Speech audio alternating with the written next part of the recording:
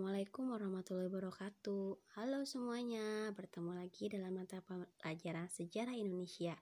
Yuk kita belajar sama-sama. Nah, hari ini yang akan kita bahas mengenai evolusi bumi dan zaman praaksara. Sebelum kita masuk ke materi, kita lihat dulu yuk gambar berikut ini. Nah, ini merupakan gambar Kepulauan Indonesia, negara kita tercinta.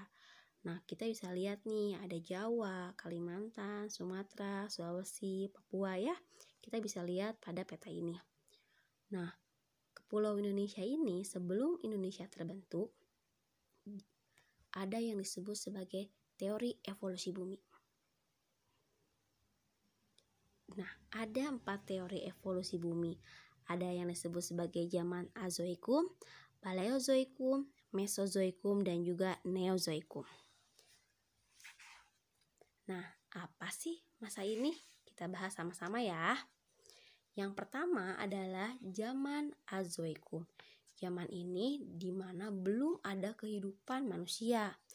Di sini hanya terdiri dari tanah, air, udara. Nah, yang kedua yaitu zaman Paleozoikum. Nah, zaman Paleozoikum ini disebut juga sebagai zaman purba tertua. Nah, pada masa ini meninggalkan fosil flora dan fauna. Ketiga, zaman Mesozoikum, yaitu zaman purba tengah. Pada masa ini adanya hewan mamalia atau hewan menyusui, hewan amfibi, burung, dan tumbuhan berbunga mulai ada.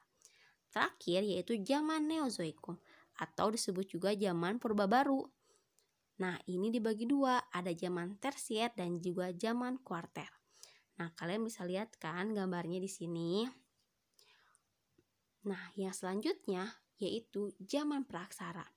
Apa sih zaman praaksara? Zaman praaksara merupakan zaman di mana belum mengenal tulisan. Nah, manusia yang tinggal pada masa zaman praaksara disebut sebagai manusia purba. Jadi, mereka berkomunikasinya menggunakan bahasa tubuh. Yuk kita kenali jenis-jenis manusia purba. Yang pertama yaitu Meganthropus paleojapanicus atau manusia besar tertua dari Jawa. Ada juga jenis manusia purba Pithecanthropus. Apa aja sih ciri-ciri dari manusia purba? Meganthropus paleojapanicus mempunyai ciri-ciri tonjolan kepala tajam ke belakang, kening menonjol ke depan, tulang pipi tebal, rahang tegap dan geraham besar, tidak memiliki dagu dan tinggi mencapai 2,5 meter. Pithecanthropus juga memiliki ciri-ciri lain. Nah, Pithecanthropus mojocortensis pertama, kening, tebal, dan menonjol, tidak memiliki tulang dagu, alat pengunyahnya kuat. Nah, yang kedua, Pithecanthropus erectus, tidak memiliki dagu, hidung lebar, dan leher tegak, rahang menonjol ke depan. Yang ketiga, Pithecanthropus soloensis, tengkorak lonjong, tebal, dan padat, rongga mata sangat panjang. Yang ketiga yaitu jenis Homo. Ada Homo wajakensis, Homo floresiensis, Homo soloensis, dan Homo sapiens. Nah, mereka memiliki ciri-ciri yang berbeda. Pertama, Homo wajakensis. Volume otaknya 1630 cc, tingginya sekitar 170 cm, wajah datar dan lebar, memiliki tengkorak rahang atas dan bawah, tulang paha dan kening. Homo floresiensis, tengkorak kecil, tinggi rata-rata 105 cm, dahi sempit dan tidak menonjol, rahang menonjol. Homo soloensis, volume otak 1000 sampai 1300 cc, tinggi mencapai 210 cm.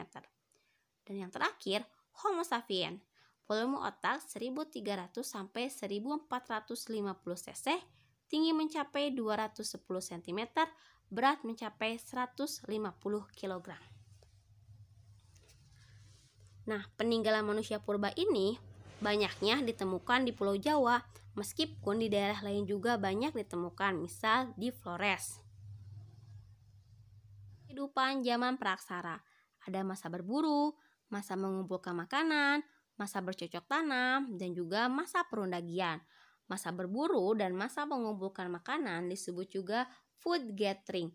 Mereka hanya mengumpulkan dan menyeleksi makanan karena belum dapat mengusahakan jenis tanaman untuk dijadikan bahan makanan. Jadi mereka belum bisa bercocok tanam. Yang kedua adalah masa bercocok tanam, yaitu disebut juga sebagai food producing, di mana mereka sudah mulai menetap dan juga sudah mulai menanam.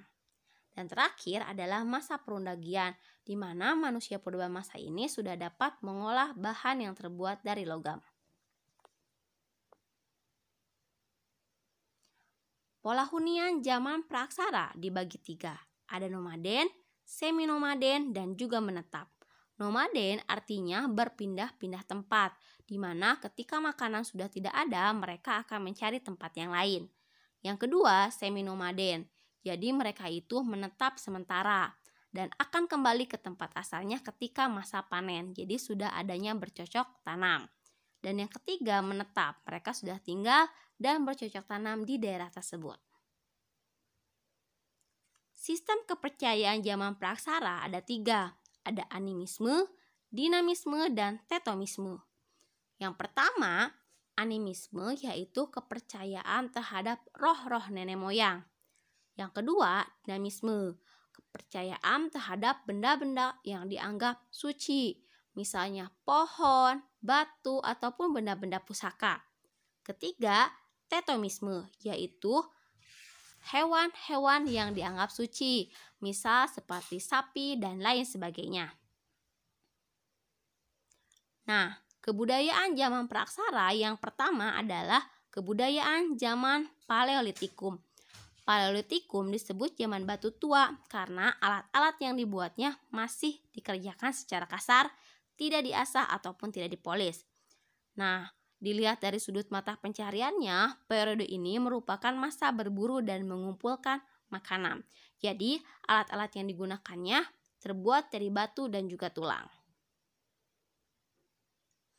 Yang kedua, yaitu zaman Mesolitikum. Nah, kita bisa lihat di sini ada kapak Sumatera, kapak pendek, ada kejukan Modinger, dan juga batu pipisan. Pada masa Mesolitikum di Indonesia, manusia hidup tidak jauh berbeda dengan zaman Paleolitikum, yaitu dengan berburu, menangkap ikan. Tetapi, manusia pada masa itu juga mulai mempunyai tempat tinggal semi menetap dan bercocok tanam secara sederhana. Nah, tempat tinggalnya mereka pilih umumnya berlokasi di tepi pantai dan juga di gua-gua. Maka muncullah kebudayaan yang disebut kejokan Modinger, yaitu sampah dapur, artinya sisa-sisa makanan berupa kulit kerang yang menumpuk di pinggir pantai. Dan juga kebudayaan di gua-gua seperti ada lukisan dinding dan lain sebagainya. Sehingga di lokasi-lokasi tersebut banyak ditemukan bekas-bekas kebudayaan pada masa itu. Yang selanjutnya yaitu zaman Neolitikum atau juga disebut sebagai zaman batu muda. Kita bisa lihat di gambar. Nah, bentuknya sudah lancip, lebih runcing, kemudian lebih halus. Nah, ciri-ciri kebudayaan pada masa Neolitikum, peralatan dari batunya diasah, pertaniannya sudah menetap, adanya peternakan, dan pembuatan tembikar. Nah, yang selanjutnya adalah zaman Megalitikum. Ini merupakan zaman batu besar, di mana masyarakatnya menggunakan peralatan dari batu yang berukuran besar. Budaya Megalitikum sendiri lebih mengarah pada pemujaan terhadap roh leluhur. Kita lihat di sini contohnya, ada menhir, dolmen, waruga, sarkofagus, punden berundak. Ini merupakan batu-batu besar yang dibuat untuk pemujaan terhadap roh nenek moyang. Ini disebut juga sebagai animisme dan dinamisme.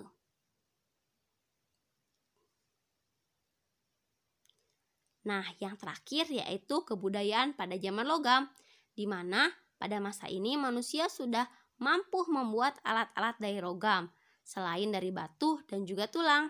Orang-orang juga sudah mengenal teknik melubur logam dan mencetaknya menjadi peralatan. Kita bisa lihat kan di sini gambarnya sudah dilihat dari gambarnya sudah lebih maju dibanding pada masa-masa sebelumnya ya. Oke. Sampai jumpa di pertemuan selanjutnya. Wassalamualaikum warahmatullahi wabarakatuh.